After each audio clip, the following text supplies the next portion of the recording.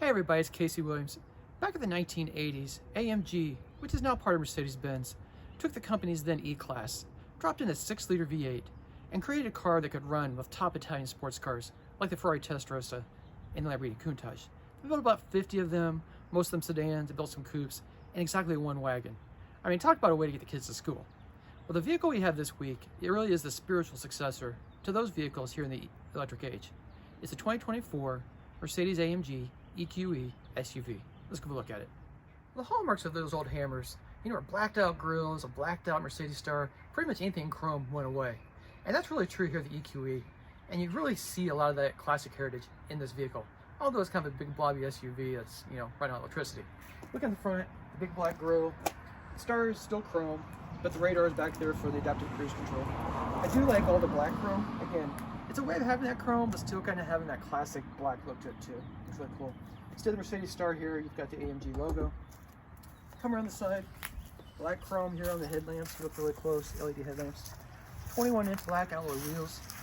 And again, when those Hammers were built, they had alloy wheels on them. And they looked really cool, and the vehicles were all lowered down. And that just wasn't something you did much these days, especially not on a sedan or a station wagon. I think it looks really good here. Like I said, the badging's all blacked out, black chrome, black trim. All really getting at that AMG look. Even the black chrome piece down at the bottom, where there's normally the chrome. That looks really good. I think the design's just kind of big and blobby, and I don't know. I guess it's stylish enough, but nothing special. But it looks good, and it's certainly not going to offend anybody. Come around the back, white tail lamps. They kind of like recent Mercedes hallmark, blacked out badging. And here you do have the black chrome on the Mercedes star. Power hatch. Keep in mind this is just a 2-row SUV. Quite a bit of luggage space back here, and the back seats do split and fold if you want to get bicycles or bigger luggage in.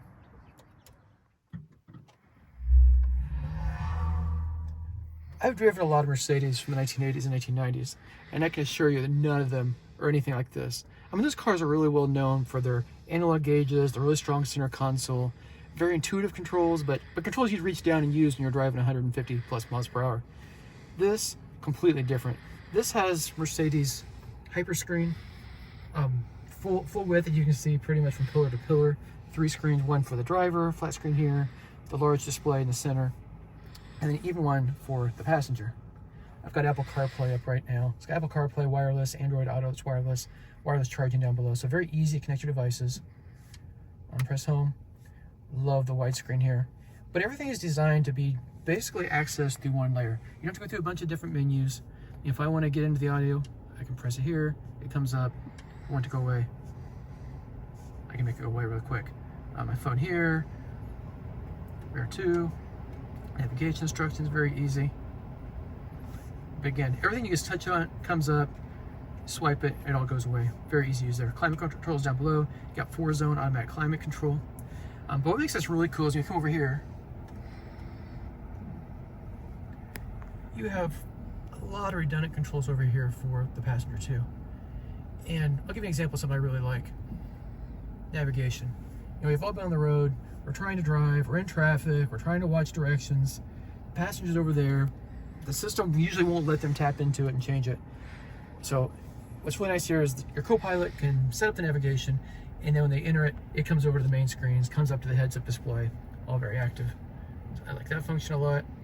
I also like the radio. You can control the radio, you can tap into the phone and the music, all through here as well. Another feature it has is you can listen to music on the passenger side with your headphones, and if you're listening to something you think everybody in the car might enjoy, you can press a button, it'll come onto the main screen and onto the main system. So there's a lot of versatility where you can do stuff over there, you can do things independently, but you also can swipe them into the main screen and let everybody use it. I like a lot of what they did with the design of this car too. Yeah, it's Mercedes-Benz, you expect it to be upscale, and it is, especially with an AMG product. I like the suede microfiber here on the console, up here on the roof as well. Carbon fiber. I love the red stitching, just kind of feel and how everything is here too. And if you look really close, there's like this rose gold trim that comes all the way around. Just very classy, very elegant. Gauges, big round gauges as well. This has the Burmester audio system. Sounds absolutely divine when you're on the highway listening to cars. You just want to crank it up. The dual pane glass roof, And then one of the things that of course, all the other comfort features too. You get heated and ventilated seats in the front, you get heated seats in the rear, heated steering wheel. Again, it's a top-of-the-line Mercedes product, so you would expect it to have all that. One of the things I really like too is a heads-up display. A lot of displays, heads-up displays are kind of small and not very easy to look at. This one looks like it's about this wide, hovering out over the hood about a lane ahead of the car. So very easy to see it, very vivid colors for speed, for navigation, for your safety systems. And there's even an energy coach on there. It's got this little round ball that rolls back and forth. And if it rolls back too fast, it goes orange, telling you're accelerating too quickly and using too much energy. And it's kind of a toy, but it's also a little bit fun to drive it and use it. This car does have pretty much all the safety systems you would want. You got adaptive cruise control, you got automatic emergency braking, lane keep assist, rear cross path detection with auto brake, and it has the safe exit assist. So if you're starting to get into traffic and there's a car coming, it will prevent you from doing that as well. But again, everything you need to have a stylish ride, a very comfortable ride, and a safe ride. So those classic AMG Hammers, they do 0 to 60 in about 5 seconds. Top speed was rated over 175 miles per hour. Absolute supercar performance, 40 years ago. This is quite a bit faster than 0 to 60, although the top end is a little bit limited too.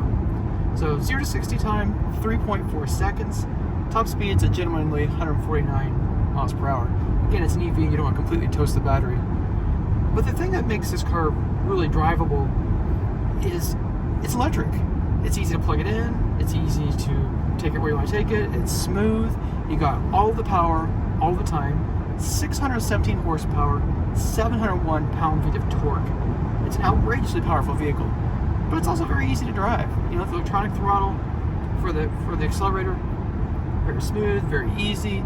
You have all-wheel drive, so you get snow, you get some bad weather, it's not really a problem. The tires, they're performance tires, so you're not going to get the deep snow. But you can handle a little bit of snow, a little snow, frosty stuff. Beyond that, though, it's a really comfortable vehicle to be in. This has the air suspension, just wafts down the highway. There's a selector right here, so I've got comfort mode right now. I can put it in the snow mode. Individual settings, so you can set the suspension, the accelerator however you want it, steering, heft, and then the full sport mode and sport plus. And those change again, the throttle responsiveness, steering, heaviness, and also the traction control systems. But you can dial that in right there. There's another button here, you can dial the suspension individually, however you want to set up the vehicle. So I like that a lot. You can really customize the vehicle out for however you want to do it. But being an electric vehicle, it's pretty usable for the most part. So you can recharge from 10 to 80% on a DC fast charger in 32 minutes. That's not too bad.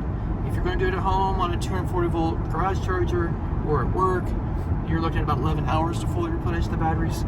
So a little longer there, but pretty easy overnight. If I have a complaint, it's the range. 235 mile range after recharging. I don't totally understand that. Some of the other Mercedes EQ models are comfortable over 300 miles. It'd be really nice if this was close to 300 miles, but that's just part of the deal. So it does have pretty quick recharge time, considering the size of the battery, if you need to do that. Some other things that make this very usable, very easy. And again, I recognize that everybody's doing 0 to 60 times in their SUV with their kids on the way to school, or getting to dinner, or going to see grandma. This has 4-wheel steering, so the back end actually rotates a little bit. Very easy to park it, very easy to maneuver down tight city streets. Handles very well, rides very comfortably, lots of space for 4 or 5 people in their luggage. So despite the performance of this, and it's, again, by historical standards, a pretty fast car, it's really a very easy vehicle to drive every day too. And if we're going to make one last comparison to those classic Hammers, it's on price.